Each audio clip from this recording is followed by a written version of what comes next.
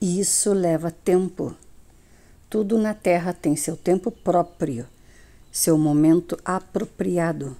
Livro de Eclesiastes, capítulo 3, versículo 1. Tenho certeza de que Deus, que começou a boa obra em vocês, continuará ajudando-os a crescer em sua graça até quando sua tarefa em vocês estiver finalmente terminada, naquele dia em que Jesus Cristo voltar. Livro de Filipenses, capítulo 1, versículo 6. Não existem atalhos para chegar à maturidade. Levam-se anos para chegarmos à idade adulta e é necessária toda uma estação para que um fruto cresça e amadureça. O mesmo se dá com o fruto do Espírito. O desenvolvimento do caráter cristão não pode ser apressado. O crescimento espiritual, assim como o físico, exige tempo. Quando você tenta proporcionar um amadurecimento mais rápido a um fruto, ele perde o sabor.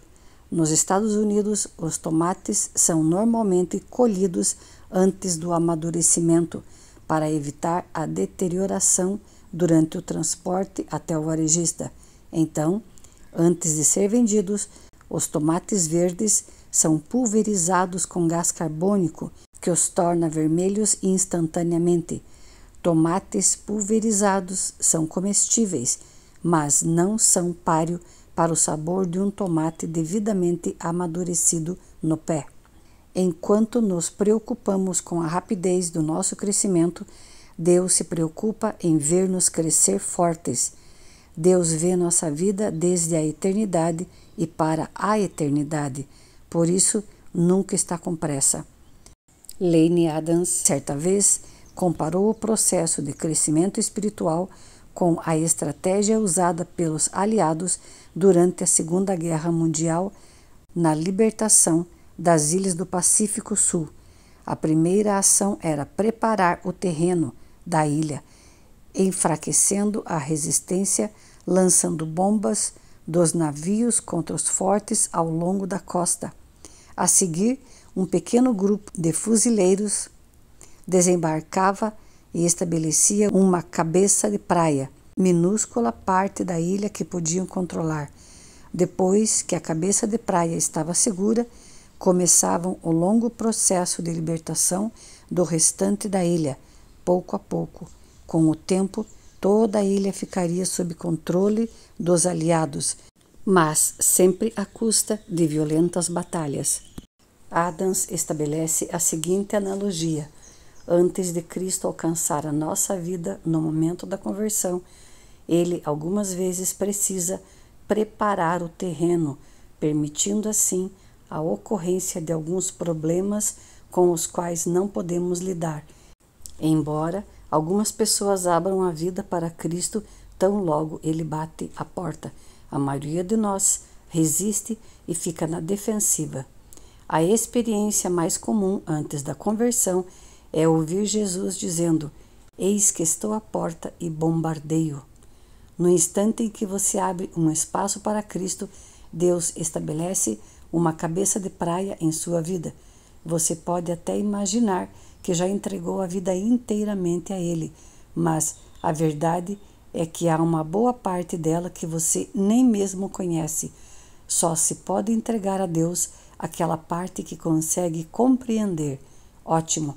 Uma vez que Cristo estabelece uma cabeça de praia, ele começa a campanha para conquistar mais e mais território, até que sua vida seja completamente dele.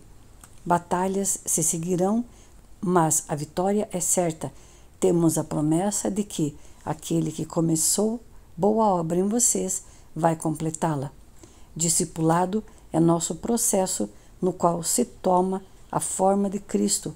A Bíblia diz: a fim de que o corpo todo seja edificado até chegar o tempo em que a unidade da fé em comum e do conhecimento em comum do Filho de Deus alcancemos a verdadeira maturidade, aquela medida de desenvolvimento implícita na expressão a plenitude de Cristo.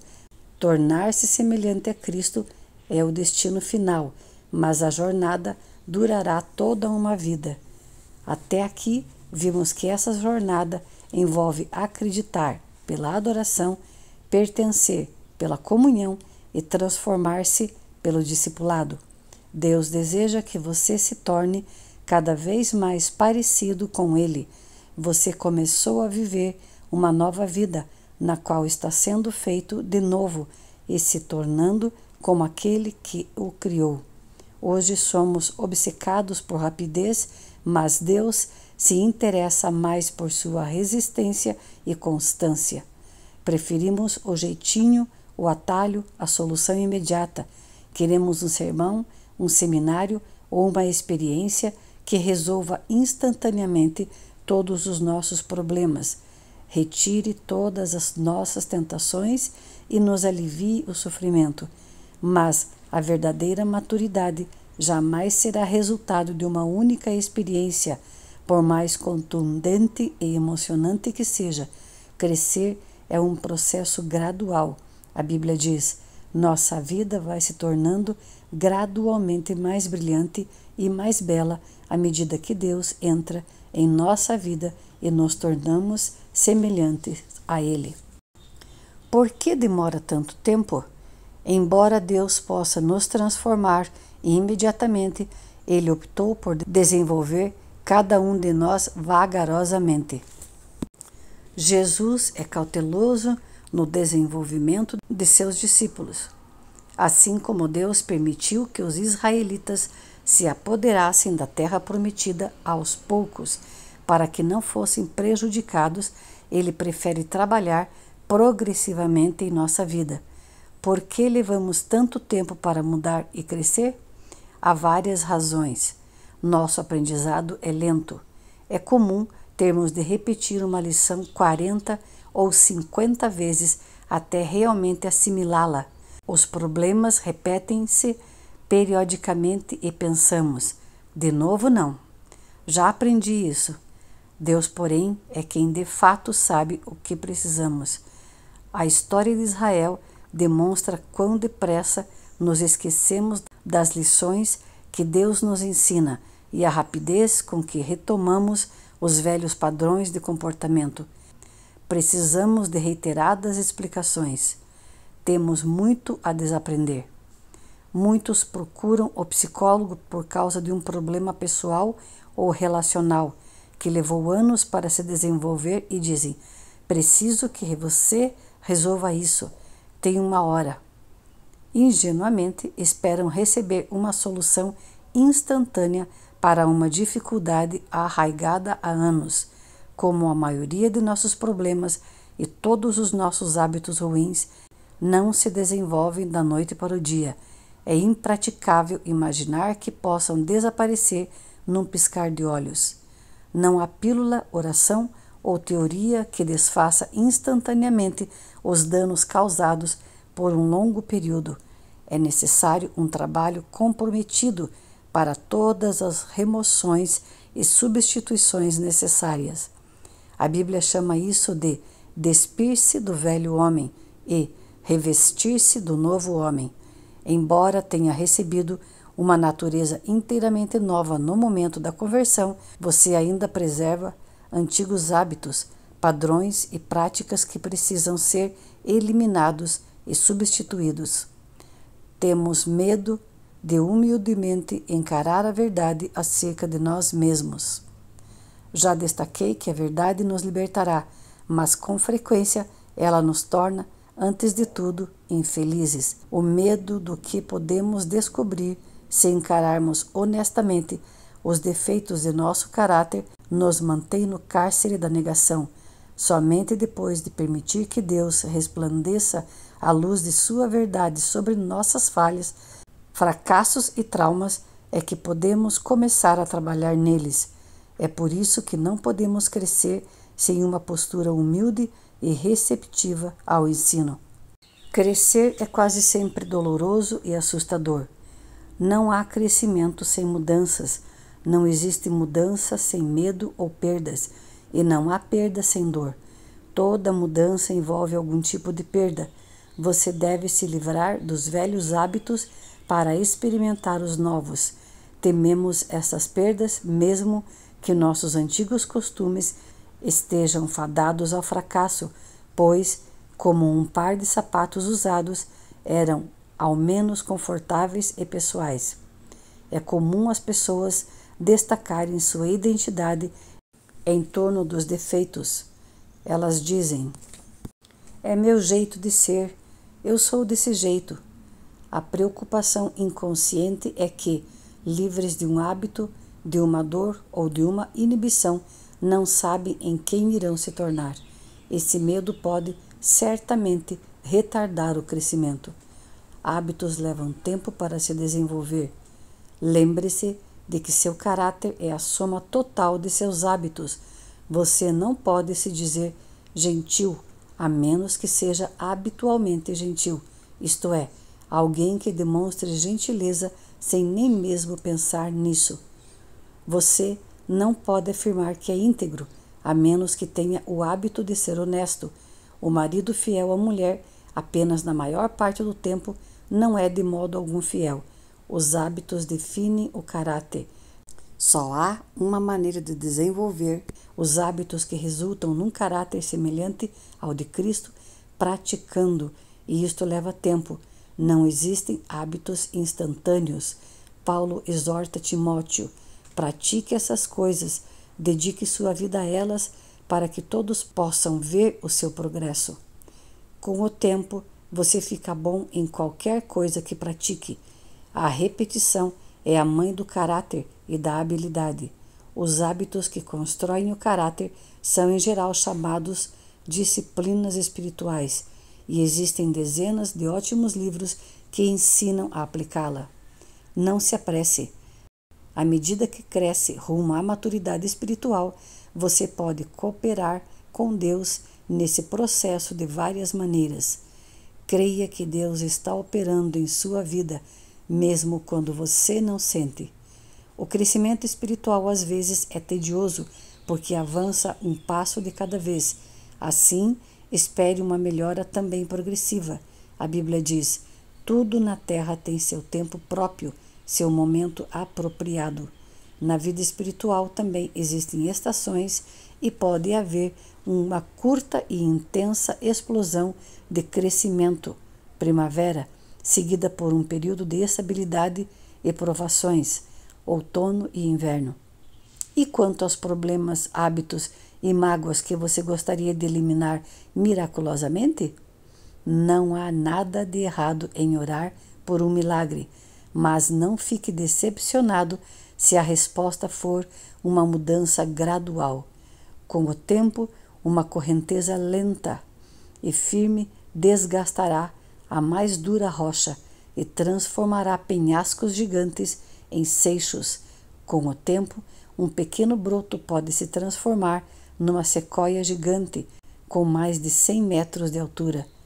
Mantenha um registro das lições aprendidas.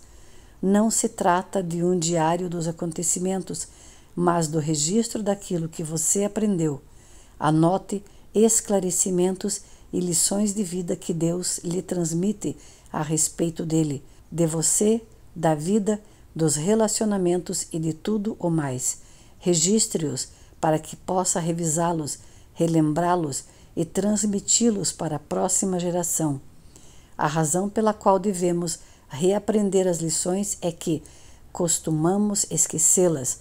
Reler o diário espiritual regularmente pode lhe poupar muito sofrimento e desgosto. A Bíblia diz: é crucial que tenhamos pleno controle sobre o que ouvimos, assim não nos desviaremos. Seja paciente com Deus e com você mesmo. Uma das frustrações da vida é que o cronograma de Deus raramente é igual ao nosso. Estamos quase sempre apressados, enquanto Deus não está. Talvez você se sinta frustrado com o processo aparentemente lento que está fazendo. Não se esqueça de que Deus nunca é apressado, mas é sempre pontual. Ele usará todo o seu tempo de vida a fim de prepará-lo para a sua função na eternidade. A Bíblia é cheia de exemplos em que Deus utiliza longos processos para desenvolver o caráter, especialmente o dos líderes. Ele levou 80 anos para preparar Moisés, incluindo 40 no deserto. Por 14.600 dias, Moisés ficou esperando e matutando. Será que está na hora? Mas Deus continuava dizendo, ainda não. Ao contrário do que anunciam os títulos de livros que fazem sucesso, não existem passos suaves para a maturidade, nem segredos da santidade instantânea. Quando Deus quer fazer um cogumelo, Ele o faz da noite para o dia, mas, quando quer fazer um carvalho gigante, leva 100 anos. Grandes almas são desenvolvidas por meio de lutas, tempestades e períodos de sofrimento. Tenha paciência com o processo. Tiago aconselha: não tentem se livrar de nada prematuramente. Deixem as coisas acontecerem para que vocês se tornem maduros e desenvolvidos. Não desanime.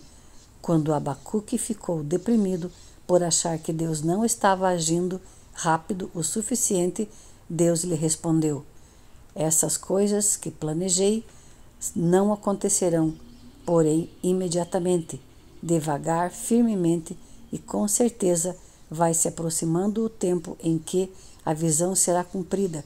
Se parecer demorar muito, não se desespere, porque tudo vai acontecer mesmo.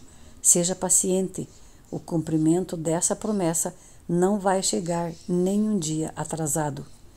O atraso não é uma negativa de Deus. Lembre-se de quanto você já passou, não de quanto terá de passar. Você não está onde deseja estar, mas também não está onde costumava estar.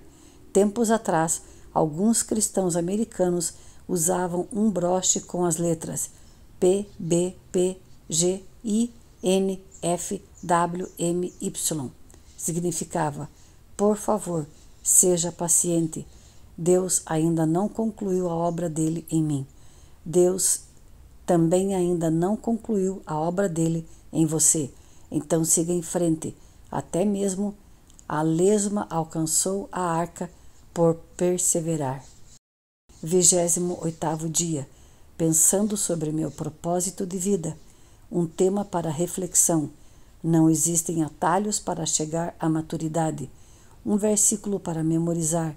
Deus começou a fazer uma boa obra em vocês e tenho certeza de que Ele a continuará até que seja concluída, quando Jesus Cristo voltar outra vez. Livro de Filipenses, capítulo 1, versículo 6. Uma pergunta para meditar. Em que área do meu crescimento espiritual preciso ser mais paciente e persistente?